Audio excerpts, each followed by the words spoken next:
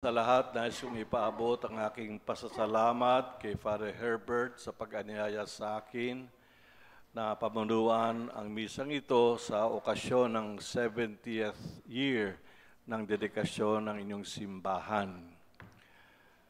Dala-dala ko po sa aking puso ang pagbabasbas, ang pagmamahal at pagyakap ng ating inang Peña Francia, ng Cáceres o Camarines Sur para sa inyong lahat. No? Viva la Virgen! Viva! Kaya magalak tayo na kayo dito sa Paco at kami sa Cáceres ay merong spiritual affinity. Hindi tayo nagkokompetisyon kung tayo ay nagko-complement each other sa pagdebosyon, pagkalat ng debosyon sa mahal na Birhen ng Peña Francia. Amen? Amen! I think last time na nandito was 3 years ago. No? Kung naalala nyo pa, hindi ko alam kung nasabi ko na, kanina pag-prosesyon natin at nakita ko kayo at naalala ko si Father Jake, no? At kayong lahat, ang feeling ko gusto ko magkape. At alam nyo, ang pinakamasarap na kape sa Pilipinas, ang kapiling ka. Hindi po Nescafe, kundi kapiling ka. Pero kung meron masarap na kape, meron ding mapait na kape. Ano yun? Kapiling ka ng iba. Medyo napapagitit, napapatawa tayo, pero sa totoo lang, very biblical po ang salitang kapiling together with. Very biblical. Kung maalala ninyo, anong pangalan ng sanggol na isisilang sa pamamagitan ng mahal na Birhen? Ang pangalan ay Emmanuel. Nang ibig sabihin ay, ang Diyos ay kapiling natin. God is with us. At ito ay totoo dahil tayo ang bumubuo bilang sambayanan, bilang templo, tayo ay katawan ni Kristo. Kaya Jesus is always with me. Hindi ba with us? Hindi ba sinabi niya, huwag kayong matakot, kapiling ninyo ako hanggang sa katapusan ng mundo. Do not be afraid. I will be with you till the end of time. Napaka-importante yung salitang kapiling. Sabi pa ni Jesus, remain in me as I remain in you. Yung paanyaya ni Jesus na parati tayong magkasama, parati tayong magkapiling. Doon natin mararamdaman, hindi lang maunawaan, madadama natin ang presensya ng Diyos. Kaya we can truly say that there is no moment in our life, not even point of a second, that God is not with us. Ang Diyos hindi lumalayo sa atin, tayo ang lumalayo sa Diyos. Kaya meron tayong panahon ng Kwaresma. Ano ba ang mensahe ng Kwaresma? Come back to me with all your heart. Magsibalik kayo sa akin ng buong puso. Our God beckons us. Tinatawag tayo para madama natin ang kanyang presensya at madama natin na tayo ang kanyang pamilya, ang kanyang mga anak. Mga kapatid, ang pagtatalaga ng simbahan ay hindi lang ito pagtatalaga ng struktura. Ito'y pagtatalaga sa ating lahat. Because a church, no matter how big, when there are no faithful, is meaningless. Di po ba? While where 2 or 3 are gathered in the name of Jesus, nandoon ang templo. Maski na bahay kubo yan, sabsaba yan, basta't may mga nananalangin na buhay sa Panginoon, nariyan ang buhay na templo ng Diyos.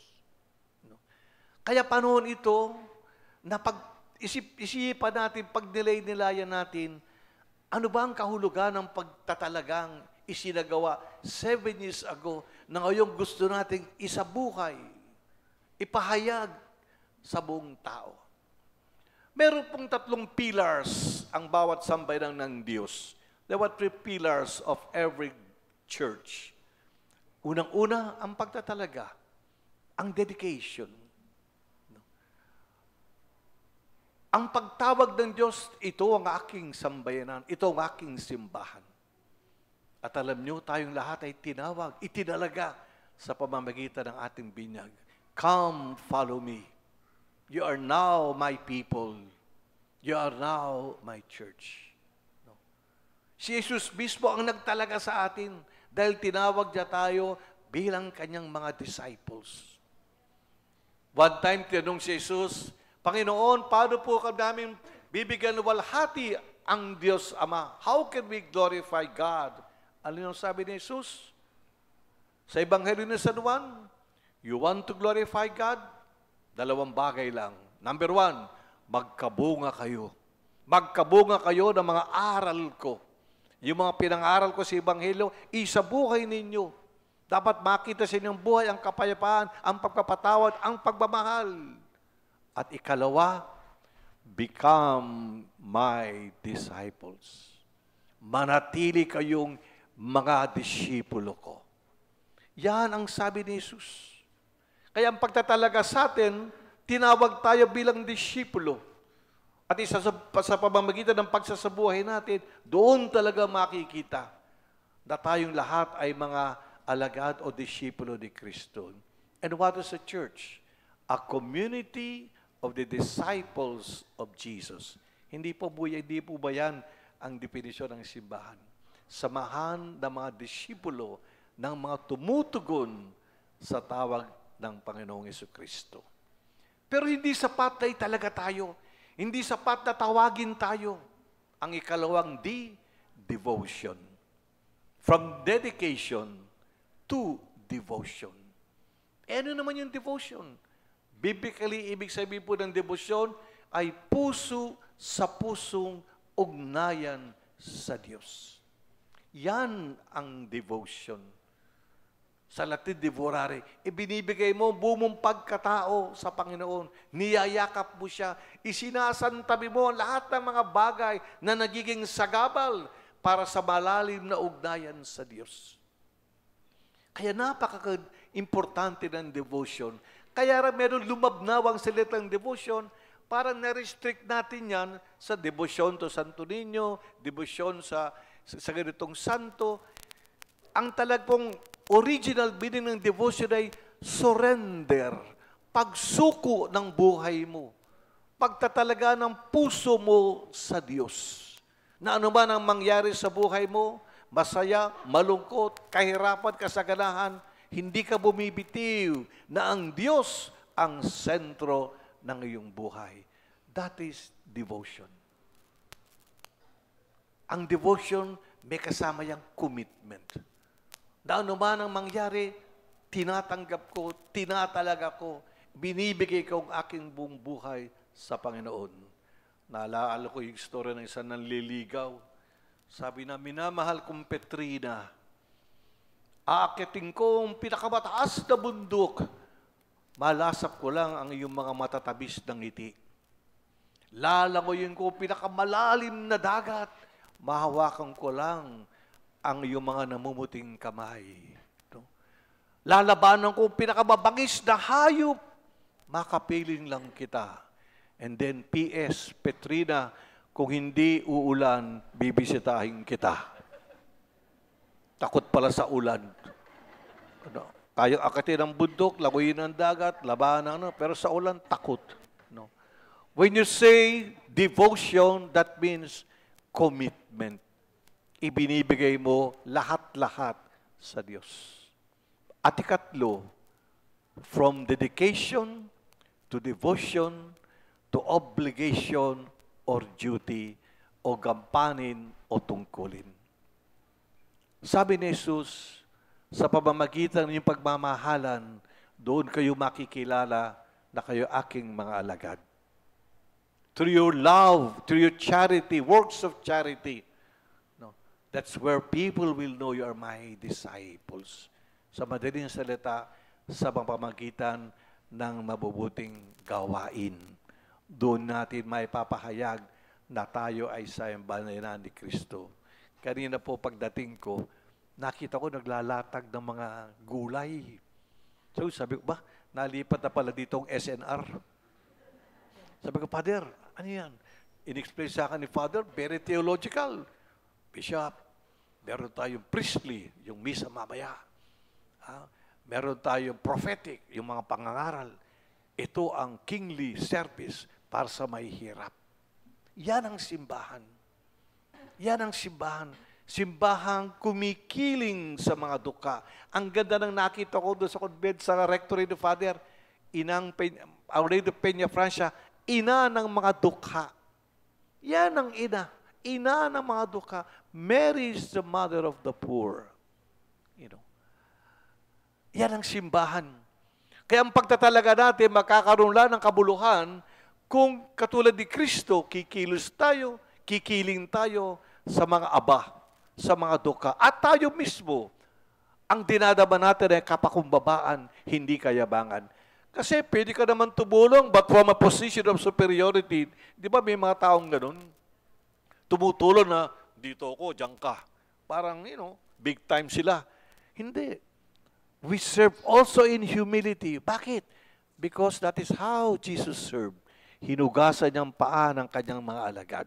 Hindi siya nagmataas at sabi, ako, anak ng Diyos, paglilingkuran ko kayo. Yung I, yung ego.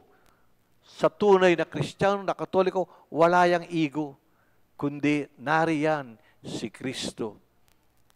We imitate Jesus. Isa sa magandang description ng ating Panginoon, makikita po natin yan sa libro ng Gawa o Acts of the Apostles. Very few words. Alam niyo sabi doon? Jesus went about doing good. Si Jesus nagpalibot-libot, gumagawa ng mabuti. Yan ang tawag sa atin. Kung saan man tayo, dapat gumawa tayo ng mabuti sa ating kapwa. So from dedication to devotion to our duty, tungkulin para talagang maipakita natin ang presensya ng Panginoon. Siyempre, at ako'y magtatapos, ang modelo natin, ang mahal na Birhen. Si Maria na itinalaga ng Diyos bilang maging ina ng ating tagapagligtas. Si Maria ang ibinigay ang buong buhay sa devotion sa tawag ng Ama. At si Maria nagpahayag ng pinakadakilang paglilingkod bilang isang ina ng kanyang anak na si Hesus Kristo. Hindi lang yan. Makikita natin ang katapatan ng mahal na Birhen na natili siya sa anak ng Diyos from Bethlehem to Golgotha. Hindi siya lumisan, hindi siya umalis. Maski na sa panahon ng paghihirap ng anak niyan, nanatili siya. She stayed with Jesus. Hindi ba tayo, yan din ang bati natin panahon ng pandemya. Stay, di ba? Stay safe, di ba? Sabi natin yan, stay safe. Stay safe. Sabi ng isang girlfriend, sumulat sa boyfriend ang haba. Tapos sabi ng girlfriend sa boyfriend, stay safe ha, stay safe. Sabi ng boyfriend, stay safe ka, stay safe. Safe ka sa akin, hindi ka naman nag-i-stay. Mga kapatid, I can guarantee you, if you stay with Jesus, hindi ka lang safe, kundi saved. Saved, ligtas ka dahil nanatili ka kay Jesus. That is the meaning. Yan ang ibig sabihin habang ginugunita natin ang biyaya ng dedication ng ating simbahan. Kaya muli nating sariwain at ialay ang ating buong sarili, personal, pamilya, sambayanan, parokya sa ating Diyos. Manatili tayong kapiling ni Jesus. Hayaan natin siyang maghari sa ating sambayanang Kristiyano upang sa ganoon madala tayo ni Jesus sa kaligtasan at sa walang hanggang katapusang kapiling ng Ama sa langit. Amen. Manatili po tayong manahimik tayo na lang sandali.